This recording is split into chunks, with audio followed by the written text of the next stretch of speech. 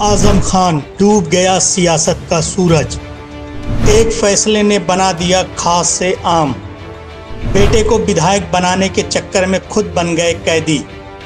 आजम खान के अहंकार का हुआ अंत। बिल्ला नंबर 338 हाजिर हो। ये पहचान अब देश प्रदेश की सियासत में अपनी अलग पहचान रखने वाले सपा के राष्ट्रीय महासचिव कद्दावर नेता आजम खान की बन गई है। एक वक्त था जब जौहर यूनिवर्सिटी के उद्घाटन के मौके पर मंच से कहा था कि आसमानों के फैसले अल्लाह और ज़मीनों के फैसले हम करते हैं। आज वही रामपुर है, वही आजम खान है, मगर फैसला करने वाले रामपुर एमपी एमएलए कोर्ट के जज शोभित बंसल हैं, जिनके एक फैसले ने आजम खान को शानदार घर से निकालकर जिला कारागार रामपुर की बैरिक नंबर 1 का कैदी नंबर 338 बना दिया है। बिल्ला नंबर 339 हाजिर हो।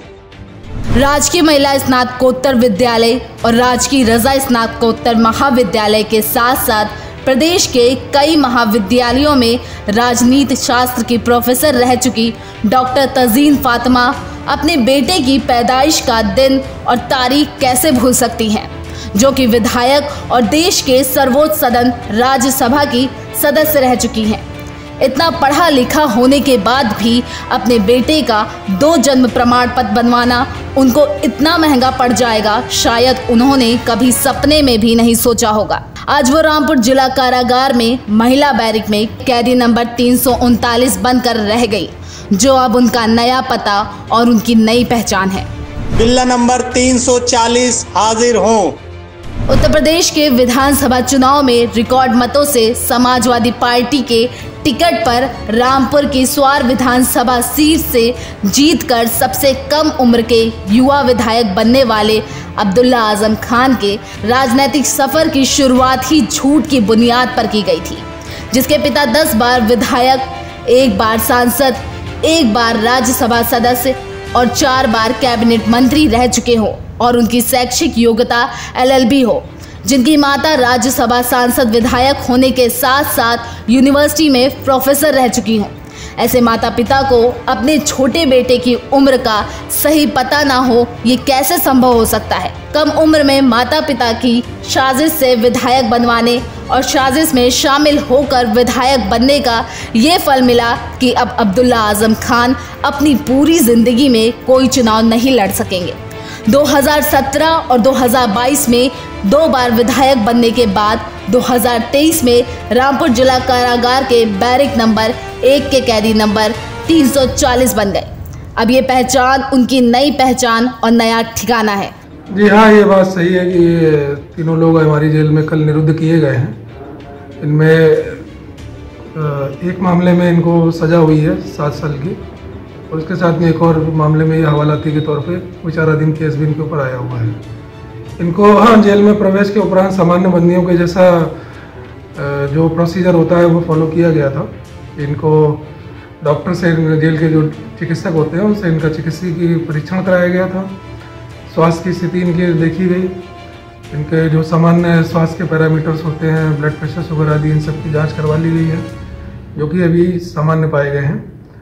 और इनसे इनकी मेडिकल हिस्ट्री के बारे में भी चिकित्सक ने सवाल कर लिए थे, तो इनकी मेडिकल हिस्ट्री के बारे में भी जानकारी ले ली गई है जेल के द्वारा। और बाकी जैसे हमारा जेल का प्रोसीजर होता है कि कोई भी नया बंदी आता है तो उसका सर्वप्रथम चिकित्सकीय परीक्षण ही कराया जाता है। वो करवाने के उपरांत में इनको जेल की तरफ से जो भी साधन दिए जाते हैं बंदियों को, कंबल, कपड़े इत्यादि, बर्तन, वो इन्हें देकर इनको, जो सामान्य बंदी, जो नए बंदी आते हैं जिनको मुलायजा बैरक भी कहते हैं, तो वहाँ इनको निरुद्ध कर दिया गया है। तो पुरुष बंदी जहाँ पर रखे जाते हैं वहाँ पुरुषों के साथ इनको रखा गया है, और जहाँ महिला बंदी रहती हैं वहाँ महिला बंदी के साथ में इनकी तंजीन फातिमा जी को रखा गया है। फिलहाल इनको सामान्य बंदियों के साथ रखा गया है। अभी जेल के अंदर ऐसा कोई सिक्योरिटी इनपुट हमको नहीं मिला है कि जिसकी वजह से इनको किसी विशेष अलग एनक्लोजर में सबसे अलग रखने की कोई आवश्यकता हो।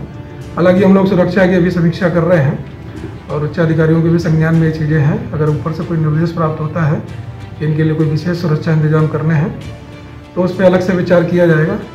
अदरवाइज़ अभी तक तो सामान्य बंदियों के साथ जैसा जो कुछ प्रोसीजर होता है वही इनके साथ रख के इनको सामान्य बंदियों के साथ ही रखा है। जी बिल्कुल, जेल के मैनुअल के हिसाब से जो भी अनुमन्य चीज़ें हैं, फिलहाल जो भी आम बंदियों के लिए बनता है, दाल चावल सब्जी रोटी, वही इनको कल शाम को भी दिया गया था। इन्होंने खाना ले भी लिया और सामान्य तरीके से अपना भोजन भी किया है। प्रातःकाल जो नाश्ते में जो चीज़ें सभी के लिए बनी थी वो इनको उपलब्ध कराई गई और सभी बंदियों के जैसा इन्होंने भी नाश्ते को और नाश्ता और खाना जो भी बना था वो इनको दे दिया गया। और नंबर कोई जेल के अपनी व्यवस्था होती है कि जैसे कोई भी बंदी आता है तो उसको एक सीरियल क्रम में हम लोग रखते हैं। तो अगर आप उस क्रम की बात पूछ रहे हैं तो ये है कि 338, 39 और 40 नंबर पे इनका नंबर आता है। जो बोएगा वो पाएगा, तेरा किया आगे आएगा, सुख दुख है क्या सब फल कर्मों का, जैसी करनी वैसी भरनी।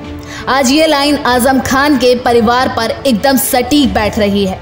रामपुर का ये वो परिवार है जिसके आगे पीछे सरकारी कर्मचारी और अधिकारियों का काफिला चलता था। इनकी भैंस भी चोरी हो जाने पर जिले के एसपी और डीएम की नींद हराम हो जाती थी। इनके एक इशारे पर बरेली गेट पर मौजूद मोहम्मद अली मार्केट की 40 दुकानों को धराशायी कर दिया जाता था।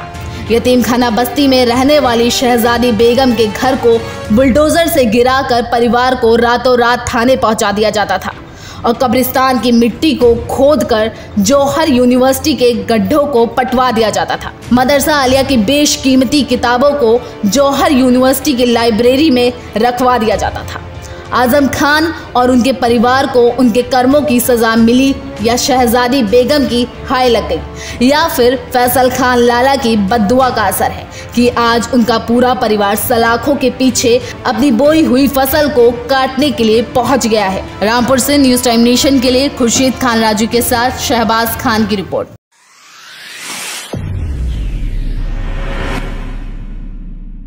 राहत सेवा संस्थान, सर्व मानवाधिकार, मानवता के लिए बढ़ते कदम में आप भी अपना सहयोग करें।